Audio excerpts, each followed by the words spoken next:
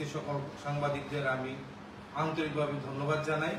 আপনারা অনেক কষ্ট সহ্য করে আজকে আমাদের এই সাংবাদিক সম্মেলনে এসেছেন। আজকের এই সাংবাদিক সম্মেলনে উপস্থিত আছেন ভারতীয় জনতা পার্টি ত্রিপুরা প্রদেশ মহিলা মোর্চার সহসভানেত্রী শ্রীমতী রীনা ঘোষ মহোদয়া, উপস্থিত আছেন প্রদেশ প্রবক্তা শ্রীমতী অস্মিতা বণিক মহোদয়া।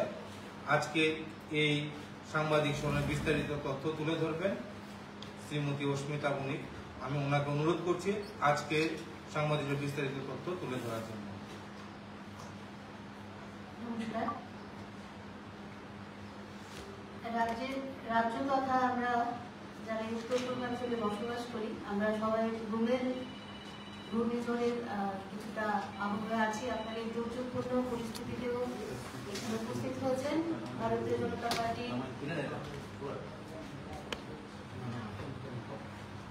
শ্যামাপ্রসাদ মুখার্জি আমাদের এই সভা থেকে আপনাদেরকে আমরা কৃতজ্ঞতা জানাই।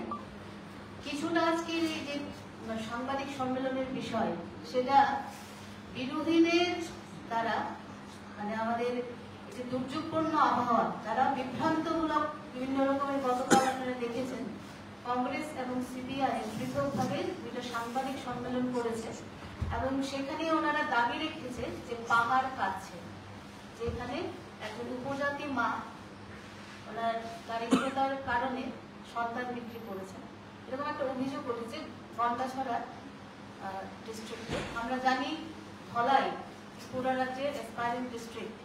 এই ডিস্ট্রিক্টের সার্বিক উন্নয়নে রাজ্য সরকার তথা ভারত সরকারের তরফ থেকে অনেক গুরুত্বপূর্ণ পদক্ষেপ নেওয়া হয়েছে।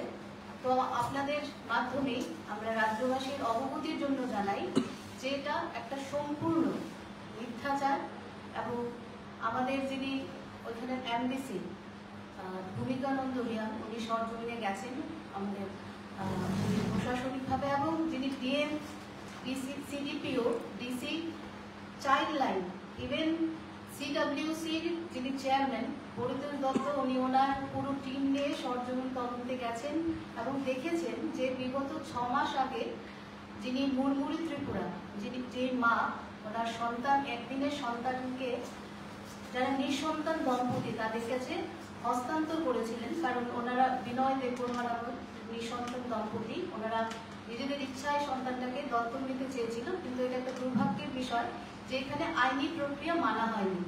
এবং যে অর্থ বিনিময়ের কথাটা উঠেছে সেটাও মূলত ভিত্তিহীন আমরা বলতে পারি, কারণ যিনি মুরমুরি ত্রিপুরা, এই সন্তানটা ওনার ষষ্ঠ সন্তান এবং বিগত 6 মাস আগে ওনার স্বামী বিষপানে আত্মহত্যা করেছেন প্রয়াত পূর্ণজয় ত্রিপুরা।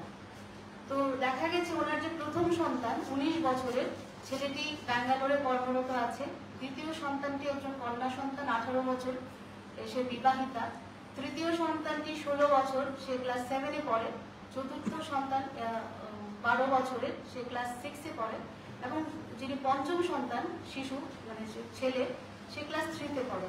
তো মহিলা যখন অ্যাডভান্স স্টেজে টার্মিনেশনের জন্য গেছিল, তখন ডাক্তার বলেছে যে এই মুহূর্তে বাচ্চাটা টার্মিনেট করা যাবে না, এবং সরকারি সহযোগিতায় 22শে মে কন্যা সন্তানটি প্রসব হয় সরকারি মানে হাসপাতালে। সেখানে সম্পূর্ণভাবে সরকারি সহযোগিতায় একটা সুস্থ সন্তানের জন্ম হয়। পরবর্তীতে সংবাদ মাধ্যমে খবর পেয়ে জানা যায় যে এরকম একটা বাচ্চা বিক্রির বিষয় একটা এসছে, চাঞ্চল্যকর ঘটনা। তখন স্থানীয় প্রশাসন ডিএম সিডিপিও ডিসি সম্পূর্ণ টাস্ক ফোর্স নিয়ে বাচ্চাটিকে তার মার কাছে ফিরিয়ে দেয়। প্রথমে গন্ডাছড়া হাসপাতালে নেওয়া হয়, পরবর্তীতে উন্নত চিকিৎসার জন্য বাচ্চাটিকে কুলাই হাসপাতালে নেওয়া হয়েছে। এবার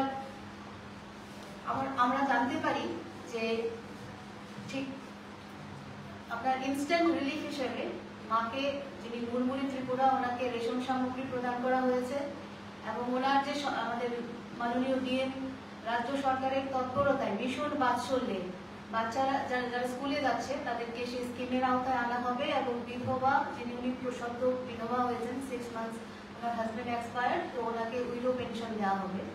তো আপনাদের সামনে যে বিষয়টা আমরা বলতে চাই ভারতীয় জনতা পার্টির প্রদেশের পক্ষ থেকে, যে আমরা রুমের হাওয়া আমরা দেখতে পাচ্ছি এটা দুর্যোগপূর্ণ একটা পরিস্থিতি, কিন্তু নিরন্তর বিরোধীদের বামরেস যারা কিনা গণতন্ত্রের দাবি করে, যারা কিনা দাবি করছে যে বর্তমানে আইন আইনের ব্যবস্থা কোথায়, তাদের কোথায় নৈতিক অধিকার রয়েছে প্রশ্নটা করার, যে যেখানে আইনের শাসন নিয়ে ওরা কথা বলছে।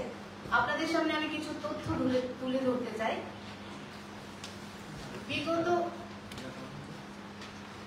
একটা দৈনিক সংবাদে একটা কার্টুন প্রকাশিত হয়েছিল 1993-তে, 1988 থেকে 1993, 5 বছরের জোট আমল, যেটাকে কিনা সিপিআইএম জঙ্গলের রাজত্ব বলে আখ্যায়িত করেছে এবং দৈনিক সংবাদে এটার একটা কার্টুন হিসাবে প্রকাশিত হয়েছিল যে কি কি কারণে এটা জঙ্গল রাজত্ব। এবং আপনারা সবাই অবগত আছেন যে এই 5 বছরের কালো দিন জঙ্গল রাজত্ব ক্যাসেট চালিয়ে ওনারা দীর্ঘ 25 বছর যে বর্বরতম শাসনের নামে শোষণ করে গেছেন।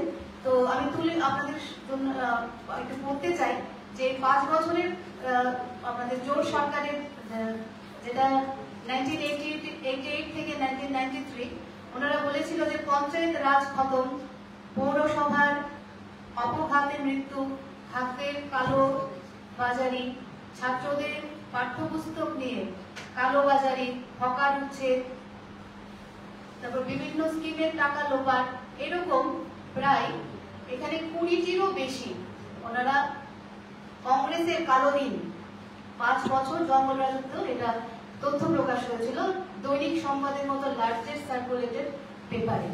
এবার দশরথ দেব, মাননীয় ত্রিপুরার তৃতীয় বামফ্রন্ট সরকারের যিনি মুখ্যমন্ত্রী ছিলেন, প্রয়াত দশরথ দেবের সচিব কে রাজেশ্বর রাও, উনি master data bank on Tripura, উনি 19 মাস 20 দিনের জোট সরকারের এবং সিপিআইএম এর প্রথম 19 মাস 20 দিনের একটা তথ্য প্রকাশ করেছিলেন। সেটাতে দেখানো হয়েছে তুলনামূলক, এটা প্রয়াত মুখ্যমন্ত্রী দশরথ দেবের যিনি সচিব কে রাজেশ্বর রাও, ওনার এই ডাটা ব্যাংকে প্রকাশ্যে এটা প্রকাশিত হয়েছে যে কংগ্রেসের চাইতে, জোট আমলের চাইতে সিপিআইএম এর বর্বরতা অনেক বেশি হয়েছে। তৃতীয় যে বিষয়টা আপনাদের সামনে তুলে ধরতে চাই, আফটার 1998 ত্রিপুরা রাজ্যের যিনি so called white collar chief minister Shri Manik Sarkar, উনি প্রথম 112 দিনে, ওনার শাসনকালে প্রথম 112 দিনে নিহত হয়েছেন 118, অপহৃত 87, ধর্ষিতা 29, নারী নির্যাতন 66। আমাদের স্বর্ণযুগের 19 বছরের প্রায় মুখ্যমন্ত্রী, 112 দিনের কীর্তিকলাপ।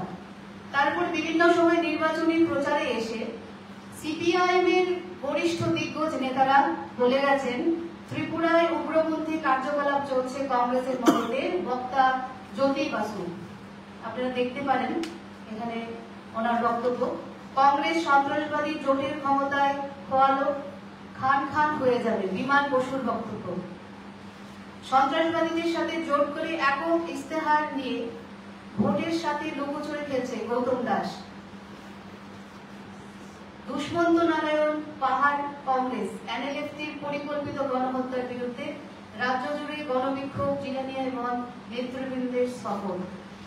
এই যে কংগ্রেস, যারা কিনা 5 বছরের জঙ্গল রাজত্ব বলে 25 বছর শাসনের নামে শোষণ করে গেছে, আর তার চাইতেও বেশি কালো দিন রেখে গেছে, আমরা বলতে পারি আজকের এই অপপ্রচার রাজ্যবাসীকে বিভ্রান্তমূলক, চক্রান্তমূলক যে তাদের প্রহসন, এই একমাত্র দলিল কংগ্রেস ছাড়া আর কেউ দাখিল করতে পারে না।